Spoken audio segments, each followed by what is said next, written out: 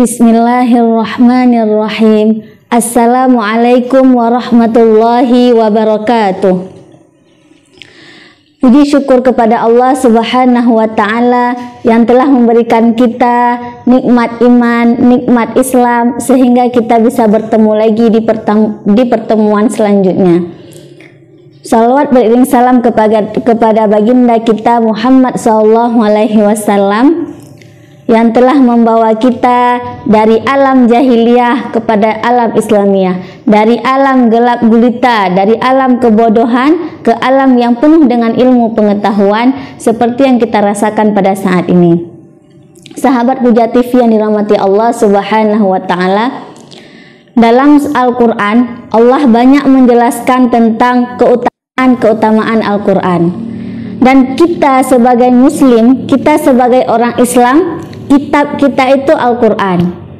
Senantiasa setiap hari yang kita lalui itu, kita laluilah dengan Al-Quran. Tanpa hari kita lalui tanpa membaca Al-Quran. Sahabat Puja TV yang dirahmati Allah Subhanahu wa Ta'ala, dalam sebuah mahfudzat dikatakan ta'allam falaisal mar'u yuladu aliman.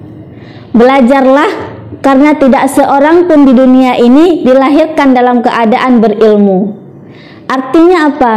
Tidaklah kita lahir dari rahim orang ibu kita dalam keadaan kita langsung mengetahui. Akan tetapi kita harus belajar dari nol. Kita harus belajar terbata-bata. Kita belajar merangkak, kemudian kita belajar berjalan, kemudian kita belajar berlari sampai kita dewasa. Tidak ada satu orang pun di dunia ini, satu hamba Allah pun di dunia ini ketika lahir langsung bisa berjalan, langsung bisa berlari. Tidak ada. Akan tetapi kita harus melalui proses-proses untuk menuju kita remaja, dewasa, bahkan sampai kita tua. Kemudian belajar itu tidak ada batas. Sampai kita meninggal kita harus menuntut ilmu. Bukan berarti ketika kita sudah dewasa kita tidak lagi menuntut ilmu. Bahkan jika kita melihat, tuntutlah ilmu sebanyak-banyaknya. Tuntutlah ilmu, utlubul ilma walau bisin. Tuntutlah ilmu walau ke negeri Cina. Mengapa dikatakan negeri Cina?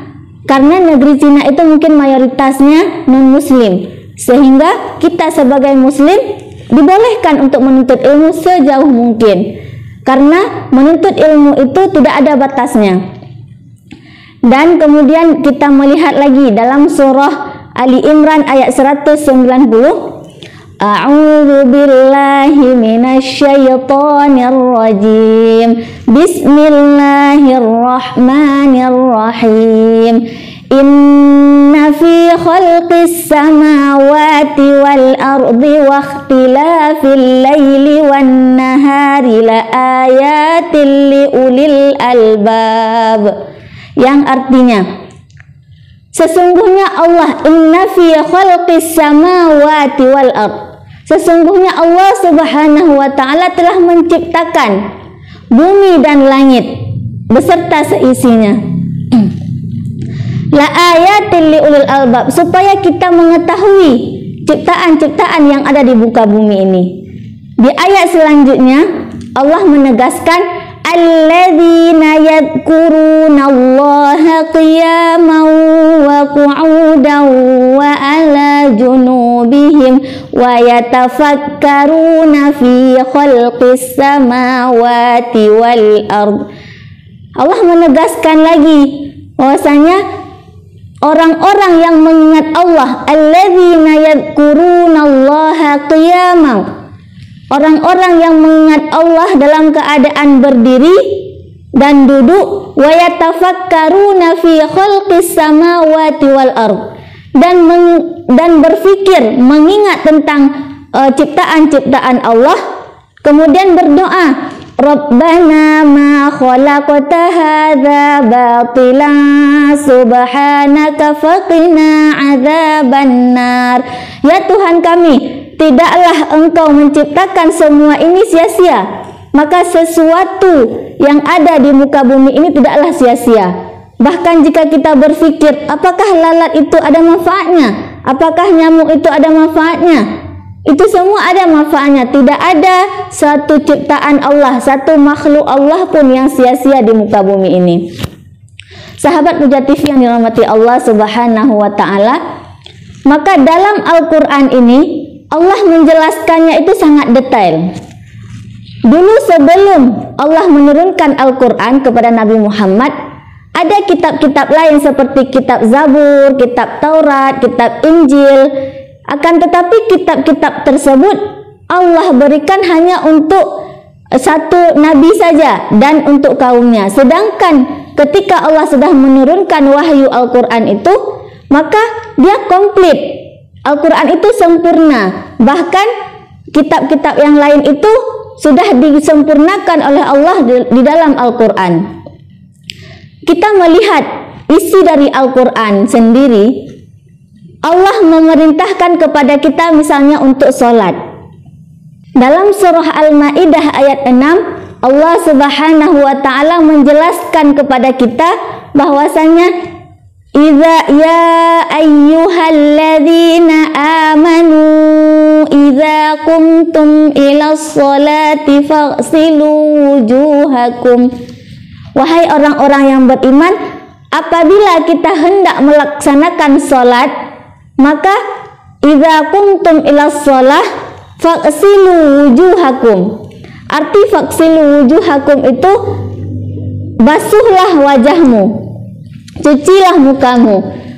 Namun jika kita sebut sekarang itu sebagai wudu, faghsilu wujuhakum wa aydiyakum, dan tanganmu, kemudian ilal marafiq, tanganmu sampai ke siku, wamsahu biru'usikum, kemudian kita membasuh kepala kita. Ra'sun kepala, ru'usukum itu bermakna sebagai kepala-kepala, karena Allah menjelaskan di situ untuk orang-orang yang beriman sehingga jamak bukan mufrad.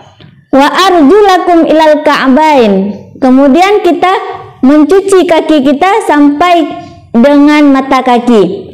Wa in kuntum junuban fattahharu, apabila orang sedang dalam keadaan junub maka bersucilah. Wa in kuntum marda aw ala safarin aw ala safarin aw jaa bi ahadum minkum minal ghaid aw lamastumun nisa.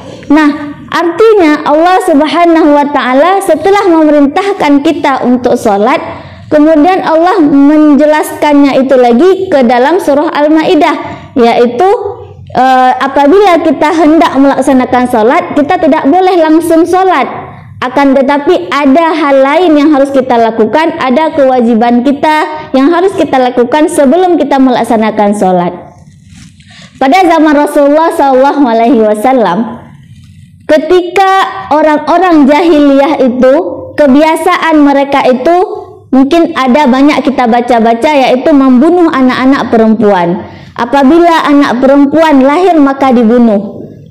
Akan tetapi jika anak laki-laki yang lahir, maka mereka mengagung-agungkannya. Artinya apa? Wanita pada saat zaman jahiliyah itu tidak ada apa-apanya, karena mereka menganggap itu sebuah aib, karena mereka menganggap perempuan itu lemah, tidak seperti laki-laki yang memang perkasa, laki-laki yang bisa bekerja, laki-laki yang bisa melakukan segalanya. Akan tetapi mereka menganggap perempuan itu lemah. Maka datanglah Rasulullah untuk memuliakan wanita. Dengan datangnya Rasulullah memuliakan wanita, jangan sampai hari ini kita menjatuhkan lagi martabat kita. Karena Rasulullah SAW sangat memuliakan kaum Hawa, sangat memuliakan wanita. Nah, kemudian kebiasaan lagi orang jahiliyah itu bermabuk. Mereka berpesta pora dengan air mabuk. Nah, ketika turun ayat tentang sholat, itu mereka melakukan sholat itu dalam keadaan mabuk. Sedangkan apabila kita sholat dalam keadaan mabuk, maka itu tidak sah sholat kita. Akan tetapi Rasulullah SAW tidak langsung melarang pada saat itu. Tetapi beliau menyampaikan bahwasanya apabila hendak sholat, maka janganlah bermabuk-mabukan.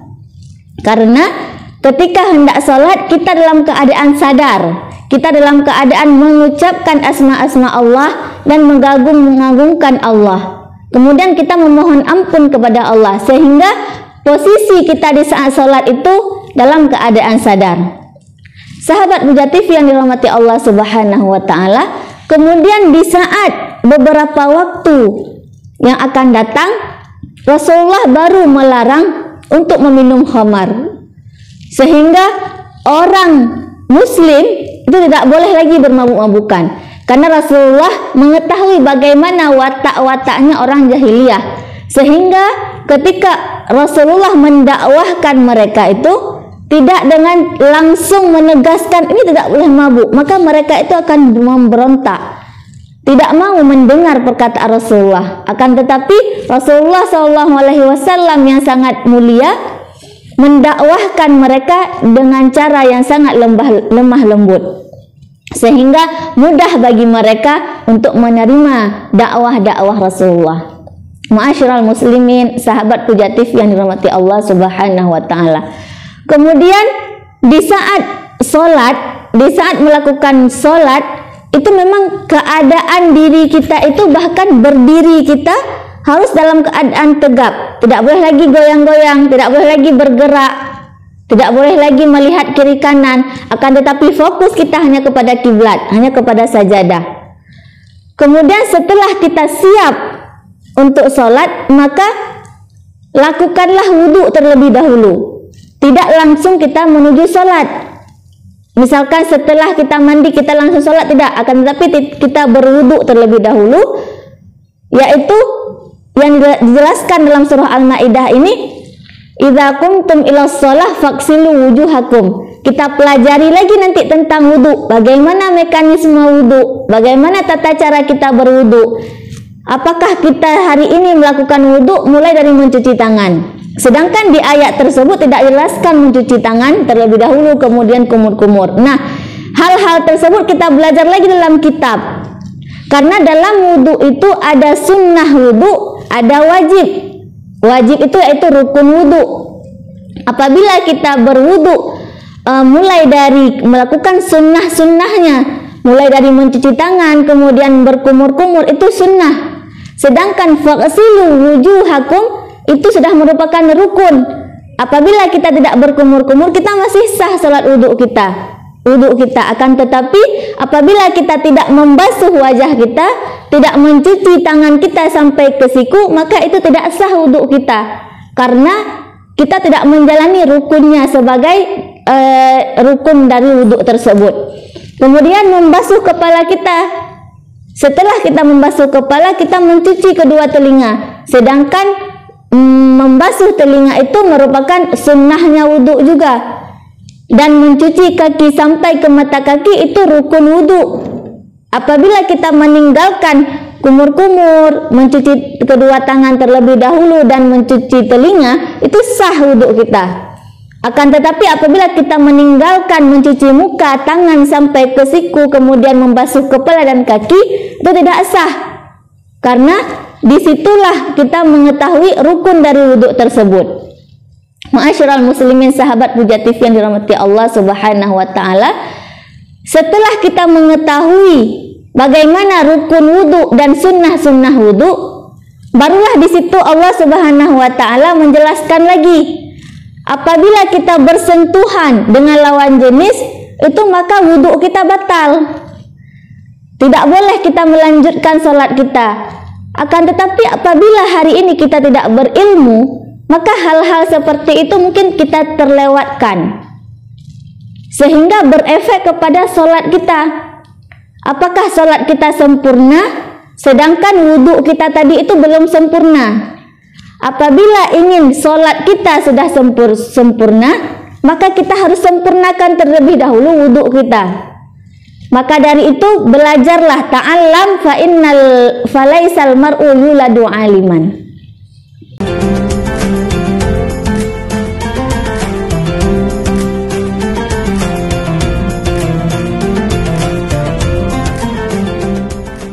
Dalam surah Al-Maidah sendiri juga menjelaskan bahwasanya apabila kita tidak menemukan air, karena tadi pembahasannya tentang wudhu, apabila kita tidak menemukan air, maka Allah memberikan lagi solusi terhadap kita, yaitu dengan bertayamum. Bertayamum tersebut dengan menggunakan debu. Bagaimana baiknya Allah? Ketika kita tidak mendapatkan air, bukan berarti kita tidak sholat, akan tetapi kita boleh bertayamum dengan debu dan dengan syarat-syarat tertentu. Nah, ketika kita tidak ada air, kita tidak boleh langsung menyerah. Kita harus mencari dulu beberapa meter sebagai ketentuan-ketentuan yang dijelaskan dalam bab tayamum. Nah, Allah Subhanahu wa Ta'ala selalu memberi solusi terhadap kesusahan-kesusahan, karena dalam Al-Quran tersebut sudah menjelaskan secara detail. Ma'asyiral muslimin, sahabat Hujah TV yang dirahmati Allah Subhanahu wa Ta'ala, adapun tema kita itu tentang keutamaan Al-Quran. Dari Utsman bin Affan meriwayatkan, khairukum man ta'allama Al-Quran wa 'allamahu, rawahu Bukhari. Sebaik-baik manusia itu yaitu orang yang belajar Al-Quran dan mempelajarinya, orang yang belajar Al-Quran dan mengajarinya.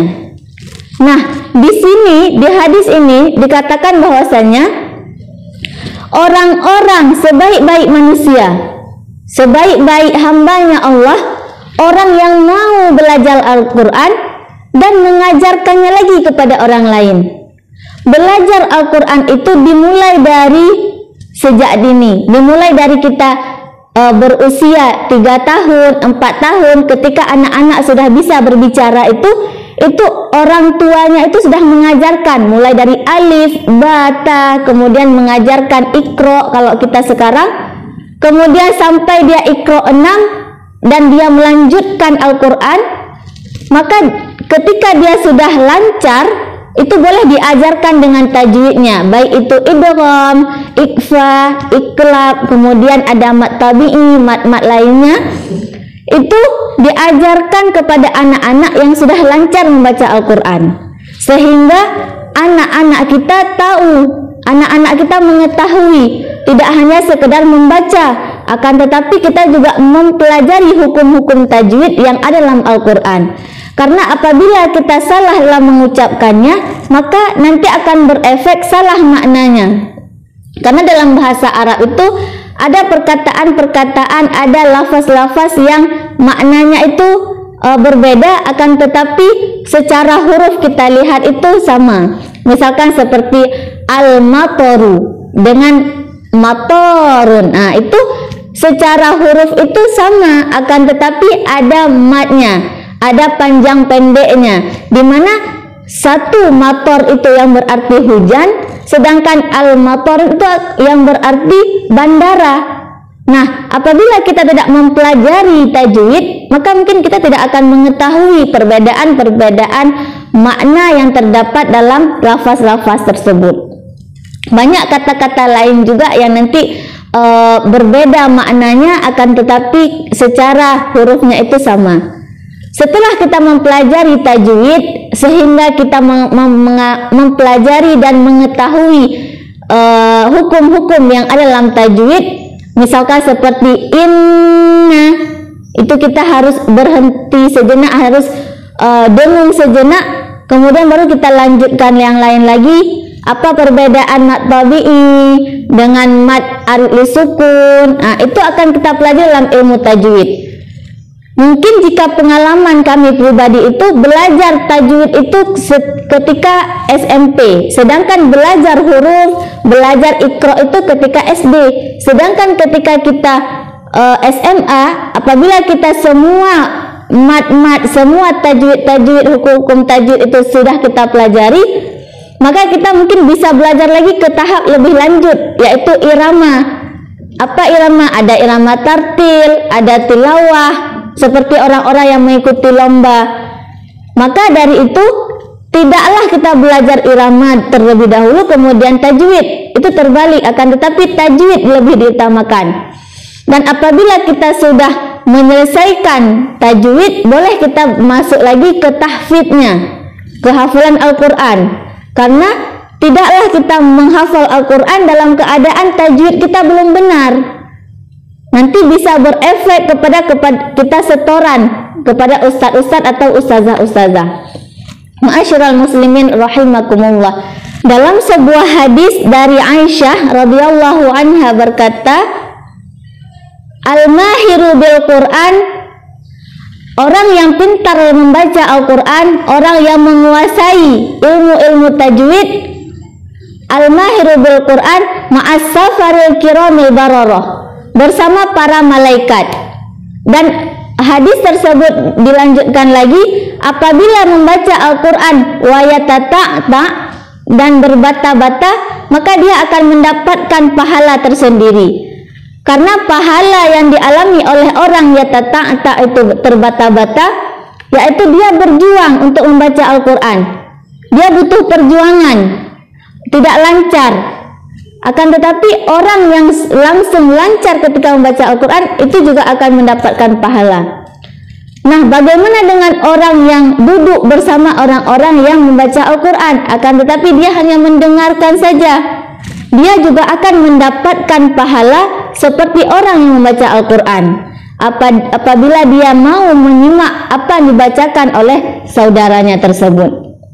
Sahabat Hujat TV yang dirahmati Allah Subhanahu wa Ta'ala, banyak keutamaan yang Allah jelaskan apabila kita membaca Al-Quran. Jiwa kita merasa tentram, hati kita merasa tenang, dan Allah banyak memberikan kemudahan-kemudahan untuk orang-orang yang selalu bersama Al-Quran. Hari ini kita melihat realita yang terjadi. Banyak orang-orang yang mengaji, banyak orang-orang yang membaca Al-Quran itu di momen-momen tertentu saja. Misalkan di saat ada musibah, ada kematian, maka orang membaca surah Yasin atau surah Al-Waqiah atau surah Al-Mulk, ayat surat-surat tertentu. Akan tetapi, apakah kita membawa Al-Quran itu sebagai pedoman hidup kita? Apakah pedoman yang kita lakukan, pekerjaan yang kita lakukan, selalu kita libatkan Al-Quran? Karena apabila kita melibatkan Al-Quran di setiap langkah yang kita lalui itu, insya Allah hidup kita akan berkah. Karena sesuai dengan apa yang diperintahkan oleh Allah Subhanahu wa Ta'ala. Ma'asyiral muslimin rahimakumullah. Dan dalam sebuah hadis juga dikatakan bahwasanya orang yang membaca Al-Quran itu akan datang syafaat di hari akhir. Ya'ati syafa'ah, akan datang syafaat di hari akhir untuk dia membela kita. Misalkan kita membaca Al-Quran setiap hari yang kita lalui, setiap setelah kita sholat, maka pada hari akhirat itu Al-Quran akan datang kepada kita untuk membela kita. Dia akan berbicara, Al-Quran akan berbicara nanti, sesungguhnya hambamu ini ya Allah, dia selalu membaca ayat-ayatmu. Maka dia akan menjadi teman kita, akan menjadi syafaat untuk kita di hari akhir. Mungkin hari ini apabila kita ada musibah, apabila kita ada sebuah ujian, kita masih bisa minta tolong kepada kawan-kawan kita. Akan tetapi di hari akhir nanti tidak ada satu orang pun yang bisa menolong kita kecuali amal kita, kecuali kebaikan-kebaikan yang kita lakukan di dunia. Bagaimana tentang amal kita di dunia? Maka seperti itulah nanti di akhirat. Maka apakah kita masih mau lalai terhadap Al-Quran? Kita hari ini berbicara fakta dan realita yang terjadi. Mungkin kita dekat dengan Al-Quran itu apabila datangnya bulan Ramadan. Karena syahrul Ramadan merupakan juga syahrul Quran, dan Allah Subhanahu wa Ta'ala itu menurunkan Al-Quran juga di bulan Ramadan. Mungkin kita teringat dengan Al-Quran, akan tetapi di hari-hari lain yang kita lalui selain bulan Ramadan, kita juga harus mengingat kepada Al-Quran. Karena Allah Subhanahu wa Ta'ala sangat mencintai, dan Allah bersama dengan orang-orang yang membaca Al-Quran. Ketika dalam sebuah majelis, dalam sebuah liqa, dalam sebuah pertemuan, setiap ilmu-ilmu yang kita pelajari, kita mungkin diawali dengan pembacaan surah Al-Quran, pembacaan ayat suci Al-Quran. Bahkan jika kita melihat event-event baik di kampus, di organisasi, di sebuah lembaga, itu diawali dengan bacanya Al-Quran. Kenapa? Supaya Allah berkahi agenda tersebut, supaya Allah mudahkan berjalannya agenda tersebut. Maka sebaiknya setiap langkah-langkah yang kita lakukan, setiap hari yang kita lewati, kita mulai dengan mentadabburi ayat-ayat Allah Subhanahu wa Ta'ala. Apa kata Allah dalam Al-Quran? Jangan tanyakan bagaimana tentangku, jangan tanyakan kata Allah bagaimana Allah, tapi pelajarilah makhluk-makhluk Allah, pelajarilah apa yang Allah ciptakan di muka bumi ini. Mungkin hari ini ketika kita tidak pergi ke luar negeri atau ke tempat-tempat jauh, mungkin pemikiran kita, mindset kita itu belum terbuka. Akan tetapi kalau kita melakukan safar, kita melakukan perjalanan ke tempat-tempat di mana muka bumi ini Allah ciptakan, seperti ke Dubai, ke Qatar, mungkin di situ kita melihat lagi kebesaran-kebesaran Allah. Bahkan seperti di Turki, itu banyak sekali sejarah-sejarah Islam yang terdahulu yang menceritakan bagaimana awalnya masuk Islam, awalnya datangnya Islam. Di sana sangat jelas diceritakan. Maka mungkin ketika kita melakukan safar, itu kita melihat lagi ciptaan-ciptaan Allah di mana tidak dimiliki di tempat yang kita tinggal sekarang. Ma'asyiral muslimin rahimakumullah. Maka dari itu, setiap hari yang kita lalui, setiap waktu yang kita lalui, kita libatkan Allah di setiap kegiatan kita.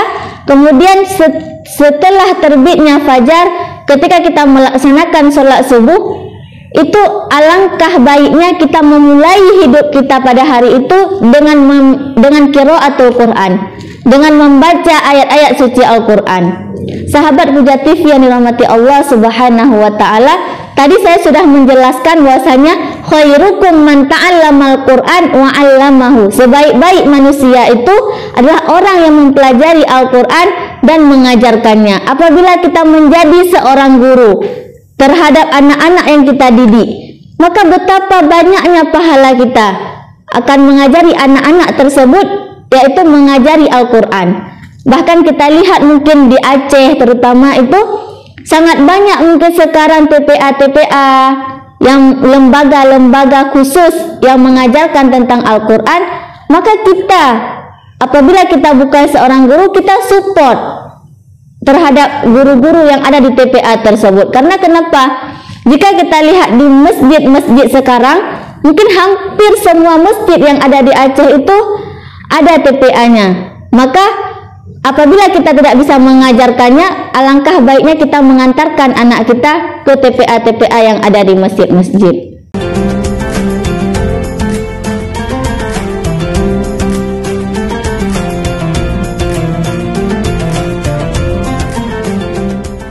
Sahabat Puja TV yang dirahmati Allah Subhanahu wa Ta'ala, banyak sekali keutamaan-keutamaan yang Allah berikan kepada kita apabila kita membaca, mengingat, dan mentadabburi ayat-ayat suci Al-Quran. Bahkan dalam Al-Quran, tadi kita juga sudah menjelaskan bahwasanya Al-Quran itu sempurna. Allah menjelaskannya mulai dari kita sholat, zakat, puasa, kemudian bagaimana hukum-hukum yang ada dalam Islam, seperti apabila kita berdebat, faruddu ilallah, kita tidak boleh berdebat itu terlalu jauh, akan tetapi faruddu ilallah, dan kita kembali lagi kepada Allah dan hukum-hukum Allah. Dalam Al-Quran itu juga menjelaskan tentang bagaimana perempuan itu haruslah berjilbab, haruslah berhijab. Bahkan sampai mana hijab itu pun dijelaskan dalam Al-Quran. Kemudian Allah juga menjelaskan tentang bagaimana hukum orang-orang yang mencuri. Banyak hukum-hukum yang ada dalam Al-Quran yang patut kita pelajari, kemudian kita bawa kepada kehidupan kita sehari-hari. Bahkan pada saat Adam diciptakan, dalam surah Al-Baqarah Allah juga menjelaskan bahwasanya wa id qala rabbuka lil malaikati inni ja'ilun fil ardi khalifah qalu ataj'alu fiha man yufsidu fiha wa yasfikud dima wa nahnu nusabbihu bihamdika wa nuqaddisu lak qala inni a'lamu ma la ta'lamun. Bahkan Allah Subhanahu wa taala ketika Tuhanmu berfirman, aku hendak menjadikan khalifah di muka bumi ini, Allah Subhanahu wa taala memilih manusia sebagai khalifah di atas muka bumi ini. Khalifah di situ banyak maknanya. Apabila kita menelaah, khalifah itu bisa dijadikan sebagai pemimpin. Nah, pada saat itu ada perdebatan antara jin. Jin itu juga ingin menjadi khalifah. Bahkan jin sendiri bertanya, ya Allah, kenapa harus manusia jadikan khalifah? Bahkan manusia itu dijelaskan di sini dia merusak. Dia suka merusak, dan kita melihat hari ini, mungkin hari ini terbukti ya, bahwasanya manusia itu dikatakan dengan dia jin tidak setuju dengan manusia sebagai khalifah karena dia merasa manusia itu adalah fasad. Manusia itulah menjadi terusak di atas muka bumi ini. Seperti kita lihat banyak hari ini orang-orang yang menebang pohon. Karena hari ini kita melihat bahwasanya orang-orang itu ketika melakukan sesuatu, mereka mempunyai kepentingan-kepentingan pribadi tanpa memikirkan bagaimana masyarakat-masyarakat yang menengah ke bawah. Mereka hanya memikirkan bagaimana dirinya itu bisa mencapai titik apa yang dia inginkan. Kalau kita berpikir menebang pohon, pohon juga makhluk hidup, dan bahkan di saat terjadinya bencana seperti banjir, itu tidak ada yang menyerap air kecuali dengan pohon-pohon besar tersebut. Nah, apabila pohon-pohon tersebut ditebang, maka banjir itu akan sangat mudah untuk turun ke tempat-tempat masyarakat. Maka dikatakan bahwasanya manusia itu sebagai perusak. Bahkan kita hari ini mungkin menembak ikan atau bahkan kita memburu hewan-hewan. Nah, maka dibilang manusia itu sebagai perusak di atas muka bumi ini. Sehingga jin tersebut tidak setuju bahwa Allah itu menjadikan manusia itu sebagai khalifah. Kemudian di ayat selanjutnya, wa 'allama Adamal asma'a kullaha thumma 'aradahum 'alal malaikati faqala anbi'uni bi asma'iha ulai in kuntum shadiqin. Wa 'allama Adamal asma'. Kemudian Nabi Adam belajar asma'. Asma di situ kalau dalam bahasa Arab itu ismun.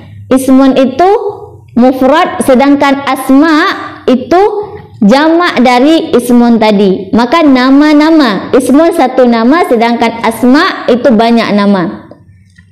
Nabi Adam itu diajarkan nama-nama benda semuanya, mulai dari pohon, hewan, semua nama-nama yang ada di muka bumi ini, sehingga kita hari ini bisa berbicara. Dan itu semua melalui Nabi Adam terdahulu. Kemudian agar Nabi Adam itu mengetahui dan bisa mengajarkan kepada keturunan-keturunannya. Di ayat selanjutnya, qalu subhanaka la ilma lana illa ma 'allamtana innaka antal alimul hakim. Mereka menjawab, qalu subhanaka, mereka menjawab, maha suci Allah, tidak ada yang kami ketahui selain apa yang engkau ajarkan. Mereka menjawab, maha suci Allah, sesungguhnya Allah itu maha bijaksana, maha mengetahui apa yang tidak kita ketahui. Dan mungkin apabila malaikat tidak diajarkan itu, mungkin hari ini kita belum bisa berbicara, mungkin hanya bisa menulis atau dengan bahasa-bahasa isyarat. Akan tetapi hari ini kita mengetahui, oh ini namanya pohon, ini namanya hewan, ini namanya manusia. Itu kan berarti dari Nabi Adam terlebih dahulu sudah diajarkan asma-asma, sudah diajarkan nama-nama yang ada di muka bumi ini, sehingga memudahkan untuk kita berkomunikasi satu sama lain. Itu semua detail Allah jelaskan dalam surah Al-Baqarah pada ayat 30, 31, 32 dan selanjutnya. Ma'asyiral muslimin rahimakumullah. Allah Subhanahu wa taala sangat jelas menjelaskan hukum-hukum Allah di dalam Al-Quran. Apabila kita ingin mempelajarinya, apabila kita ingin menelaahnya, apabila kita ingin mentadabburinya, maka akan banyak ilmu-ilmu pengetahuan. Bahkan dari satu Al-Quran ini lahirlah beberapa tafsir di atas muka bumi ini, di mana jika kita mempelajari tafsir ini mengatakan seperti ini, tafsir ini mengatakan seperti ini, bahkan di antara satu tafsir itu berbeda-beda maknanya. Maka kita sebagai manusia, mungkin kita orang-orang awam, kita tidak bisa menafsirkan Al-Quran, akan tetapi kita bisa belajar dari tafsir-tafsir karangan-karangan para sahabat terdahulu, para orang-orang yang mahir, orang-orang yang mempunyai kemampuan untuk menafsirkan ayat-ayat suci Al-Quran. Kemudian dalam surah Al-Baqarah juga menjelaskan di ayat 34, wa idh qulna lil malaikati isjudu li adama fasajadu illa iblis aba wastakbara wa kana minal kafirin. Wa idh qulna lil malaikati isjudu, apabila kami mengatakan kepada para malaikat untuk bersujud kepada Adam, karena Adam merupakan manusia yang pertama, fasajadu illa iblis. Fasajadu di situ merupakan fi'lul madhi, fi'lul madhi yang berarti yang telah lampau. Fasajadu, maka mereka semua pun bersujud kepada Adam, illa iblis. Siapa yang tidak mau bersujud kepada Adam? Yaitu iblis, jin tidak mau bersujud kepada Adam. Karena seperti penjelasan kita tadi, jin itu merasa mereka itu diciptakan dari api, sedangkan manusia itu diciptakan dari tanah. Maka menurut jin, mereka itu sombong. Jin itu sombong. Dia merasa dirinya itu hebat. Dia merasa dirinya itu lebih mulia karena dia diciptakan dari api, sedangkan kita diciptakan dari tanah. Maka dia tidak mau bersujud kepada Adam. Sedangkan para malaikat itu ketika mendapatkan perintah dari Allah mau bersujud, akan tetapi bukan bersujud seperti kita sujud dalam sholat. Karena hanya sujud dalam sholat itu kita merendahkan diri kita merendahkan diri kita bahwasanya kita itu dhaif, kita itu tidak ada apa-apanya, sehingga kita bersujud kepada Allah. Akan tetapi mungkin sujud kepada manusia itu lain, bukan seperti sujud-sujud yang kita lakukan dalam sholat. Sahabat Puja TV yang dirahmati Allah Subhanahu wa taala, aba wastakbar wa kana minal kafirin. Aba di situ menjelaskan bahwasanya dia sombong, wastakbar wa kana minal kafirin, dan mereka termasuk orang-orang yang kafir. Nah, ma'asyiral muslimin sahabat Puja TV yang dirahmati Allah Subhanahu wa taala, apabila kita hari ini memiliki sifat sombong, maka mungkin itu sifat-sifat iblis yang terdapat dalam diri manusia. Karena sifat-sifat iblis tersebut, mereka itu sudah Allah tegaskan, mereka itu sombong, dan bahkan mereka itu tidak mau bersalawat kepada Rasulullah. Bahkan Allah Subhanahu wa taala dan para malaikat itu mau bersalawat kepada Rasulullah, saking mulianya Rasulullah, sedangkan jin itu tidak mau bersalawat kepada Rasulullah. Maka dari itu banyak sekali keutamaan-keutamaan dalam Al-Quran dan keutamaan-keutamaan apabila kita membaca Al-Quran dan mengajarkannya kepada orang lain. Khairukum man ta'allamal Qur'an wa 'allamahu. Sungguh mulia seseorang itu apabila dia membaca ayat-ayat suci Al-Quran dan dia mau dan dia berminat untuk mengajarkan ilmu-ilmu atau hukum-hukum tajwid yang ada dalam Al-Quran. Sehingga apabila kita mau mengajarkan orang lain membaca Al-Quran walaupun satu huruf, maka itu dihitung sebagai pahala jariah dia untuk bekal di hari akhirat nanti. Karena satu huruf yang dia ajarkan maka satu kebaikan, hasanah, satu kebaikan. Apalagi jika dia mengajarkan sampai kepada ribuan huruf, bahkan sampai kepada hukum-hukum yang ada dalam Al-Quran, maka akan sangat kebaikan-kebaikan yang dia peroleh. Banyak sekali kemudahan-kemudahan yang Allah berikan, solusi-solusi terbaik yang Allah berikan apabila kita selalu melibatkan Al-Quran dalam hidup kita. Bahkan kita sebagai umat Islam itu pedoman kita itu Al-Quran. Pedoman kita dalam sehari-hari itu Al-Quran. Bukanlah novel, bukanlah majalah, bukanlah film-film yang kita agungkan. Akan tetapi apakah kita sudah menghatamkan Al-Quran dalam setahun itu berapa kali? Apakah kita sudah membaca ayat-ayat Al-Quran di setiap harinya yang kita lalui? Apakah kita sudah memulai kehidupan kita di saat subuh kita membaca ayat-ayat Al-Quran? Maka itu menjadi introspeksi bagi diri saya sendiri dan introspeksi bagi kita semua. Apakah kita sudah menempatkan Al-Quran itu di posisi yang tertinggi di hadapan kita? Jangan sampai Al-Quran itu kita letakkan saja di dalam lemari sehingga dia berdebu, sehingga kita nanti sadar dan menyesal ketika ayat-ayat Al-Quran ini Allah cabut. Maka disitulah penyesalan terbesar bagi manusia. Karena ketika Allah cabut ayat-ayat suci Al-Quran, sehingga tidak ada lagi ketika kita buka lembaran-lembaran Al-Quran itu kosong. Tidak ada lagi ayat-ayat yang bisa kita baca. Maka dari itu bersyukurlah, beruntunglah para hafidhul Quran, yang dimana mereka bisa mendatangkan kebaikan atau syafaat nanti di hari akhir kepada 7 orang yang terdekat dengan dia, termasuk orang tua dia.